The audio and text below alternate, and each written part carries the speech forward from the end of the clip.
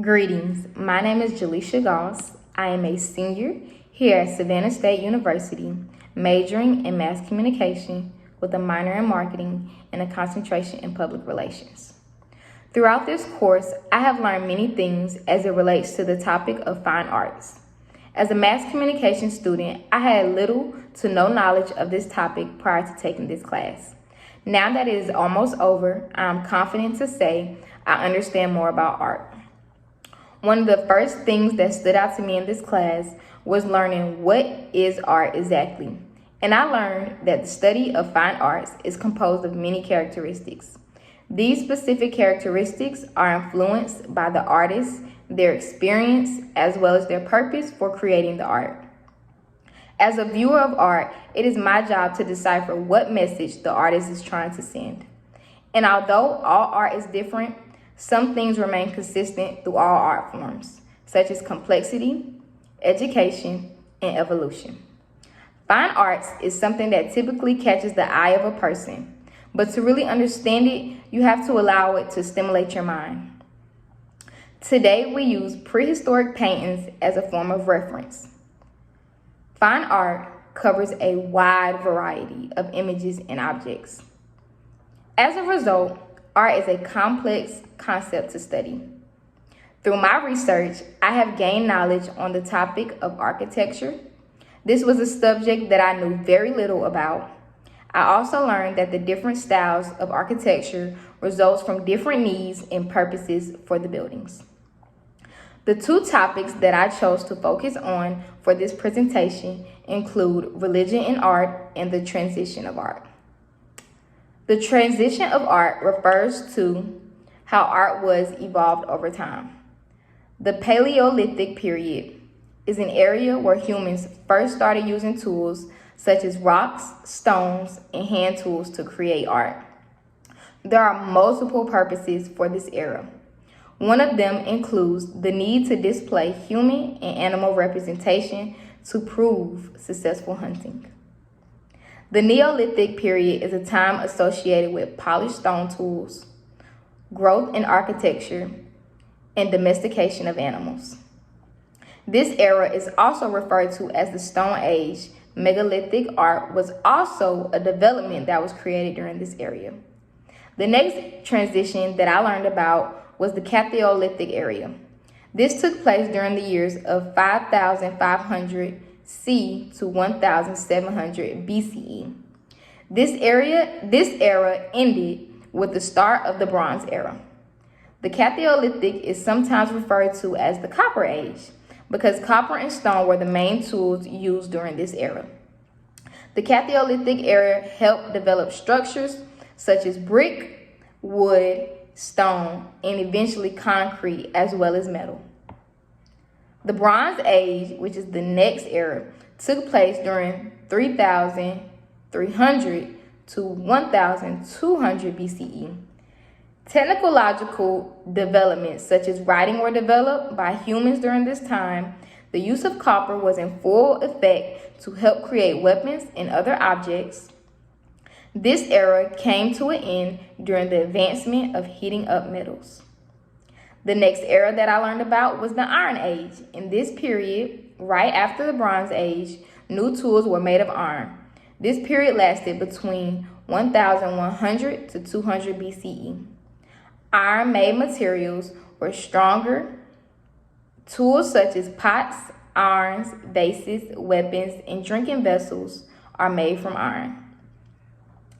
The Hellenistic era started as a result of the death of Alexander the Great in 323 BC. During this era, artists worked hard to create very realistic and human-like structures. Roman art was used to display wealth and serve as decorative items. The Byzantine art is the result of the rise of Christianity and Greek mythology. This era specifically focused on religion expression. The characteristics of this era can include realistic subjects and stylized imagery. The transition of early art is an ongoing improvement of art tools and styles that evolve because of the world that we live in. So of course, as life continues to go on, so will the transition of art. The transition of art changes mainly because of human adaptation to our environment and the society we live in. So as seen before, the earlier transitions of art basically help them accommodate their lifestyle as art does today for us. The second topic I chose to discuss is religion in art. I grew up in households that show art that symbolizes Christianity.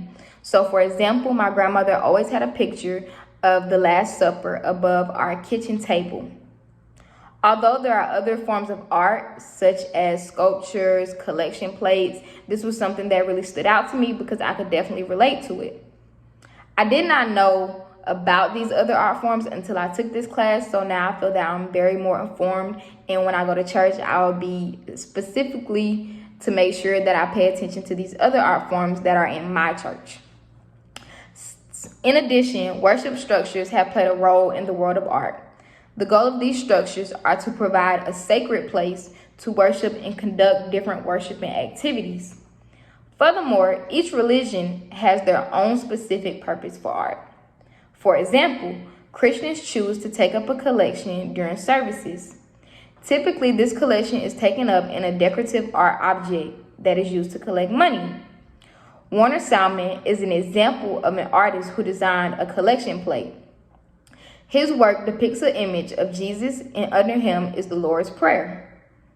This image uses material such as sterling silver and 24-karat gold plating. The curved shape of the plate contributes to the subtle depth and adds to the movement of the position of the subject, which is Jesus. The artist uses vivid colors to portray the realistic feel and look of a person's skin. Emphasis is brought to the subject's eyes because the artist painted them in a way to make it look as if he is looking up to something. This brings the eyes as the focal and the subject of the collection plate.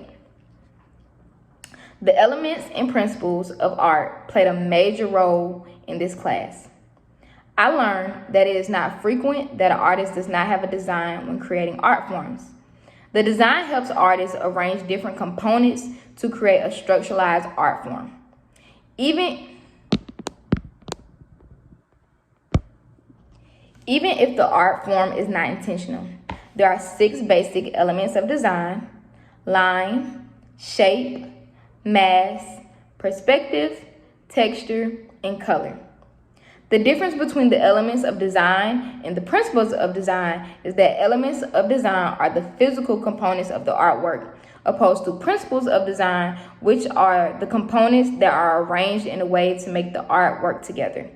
Examples of principles of design include unity, variety, scale, proportion, balance, and movement. Examples of elements of design are line, shape, volume, and texture.